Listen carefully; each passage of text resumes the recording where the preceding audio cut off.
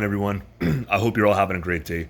But today I want to talk a little bit about mental health, men's mental health in particular, and how our generation in general lacks an identity. So, what I mean by that, about our generation not having an identity, is the fact that ever since we were children, we didn't have these concrete things drilled into our heads in school. Like, we didn't really have organized religion. We didn't really have patriotism or whatnot that was present. I mean, outside of maybe elementary school for like Americans and whatnot. Because like us here in the United States, when we were in elementary school, yes, we sung the national anthem and like America the Beautiful and whatnot, like in elementary school. But like as soon as we hit middle school, that stopped. And like there was like no sense of patriotism. There was no sense of like identity or anything.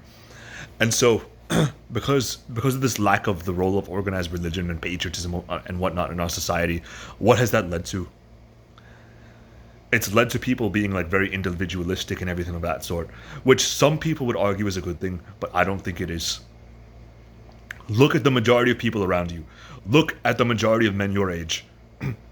Ask yourself, are they happy? Are they happy?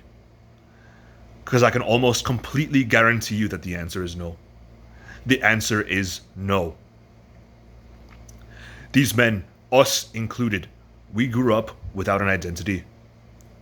We grew up without any sort of concrete identity. We many of us grew up without even a family structure, like even that to identify with. I was very lucky to have that, but I know that many of you watching this video right now don't, or didn't.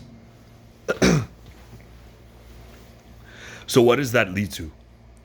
What does that lack of identity lead to? It leads to people identifying with the wrong thing.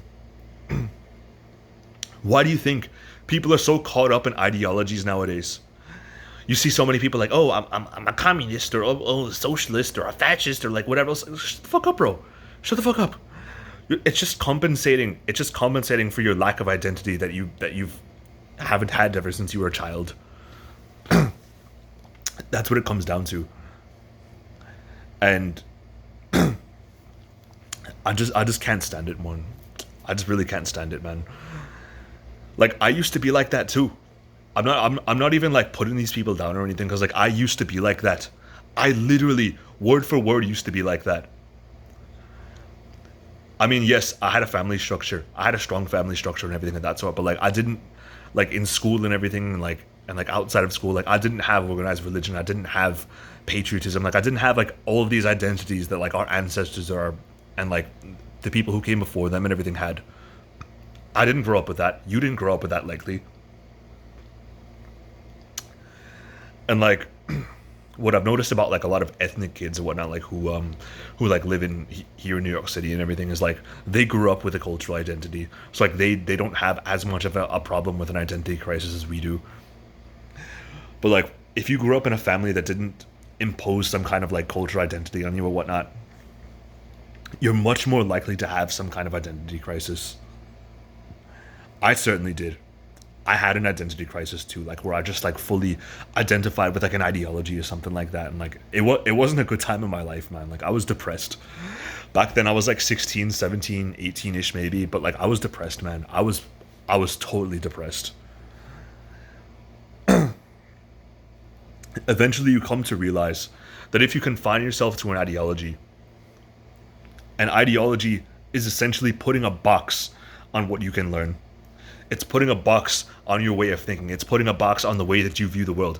And it's stunting your growth. Think about that. It's literally stunting your mental growth, bro. You could see something new. You could see something new that you could learn from. But your ideology might say, oh, that's bad. That's bad. You shouldn't learn from that. Shut the fuck up, bro.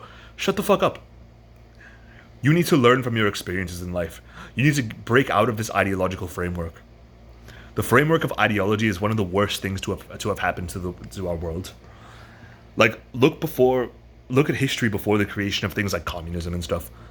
There wasn't political ideologies in general around. Like there were a couple, yeah, but like there's not nearly as many as we have today.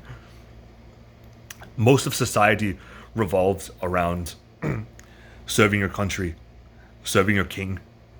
That was your identity. That was that was the basis of your society. The kings and the aristocrats and the country. But now, after after the turn of the 19th century and everything of that sort. Like, we have all these ideologies in place now.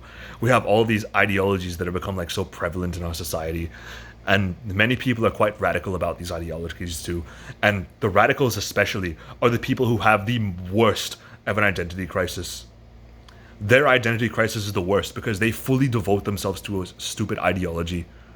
For what?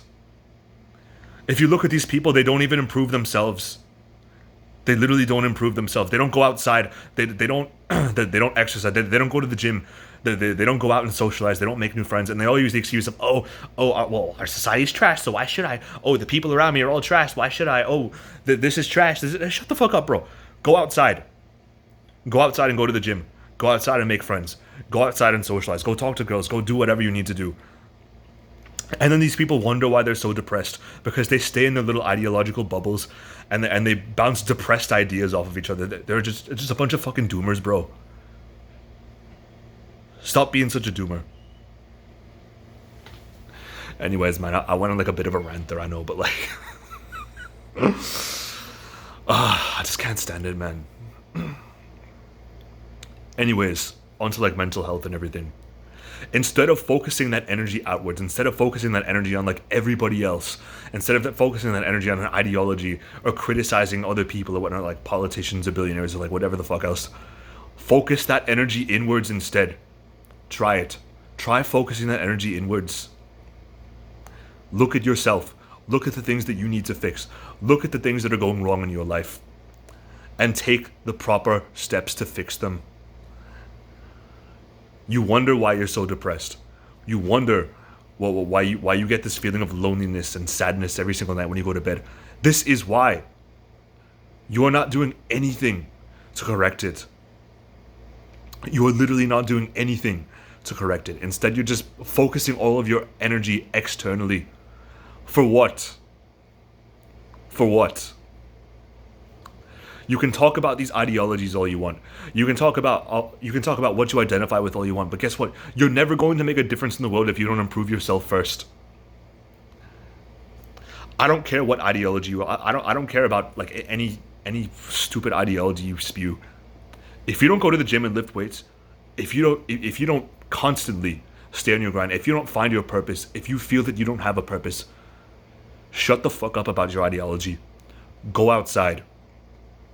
Go outside, go exercise, go socialize. Do something more productive.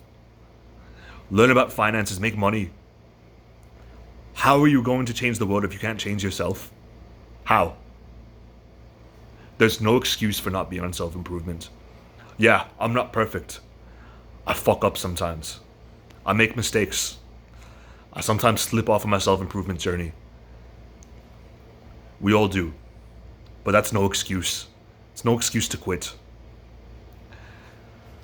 Anyways, I feel like I've gone on a bit of a tangent in this one, so that's going to be it for this video. I hope you all enjoy. You better all watch this till the end. And until then, I'll see you next time.